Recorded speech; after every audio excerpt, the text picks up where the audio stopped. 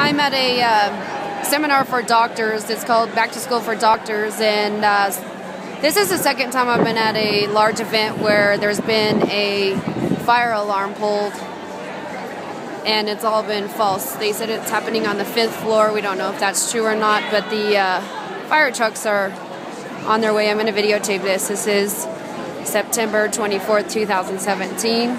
This is too odd that a lot of places I'm going, the fire alarms are starting to go off. Here's a fire truck, and I just wanted to document this so that way when we have the book deal, movie deal, you can all see that this is really odd. This keeps happening to me different places I go. There's a very large hotel. This is the Renaissance on Quebec in Denver.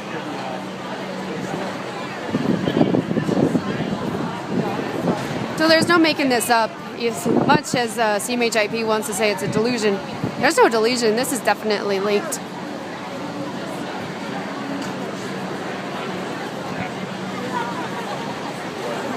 When it happens that many times to you at certain events, you know there's something going on.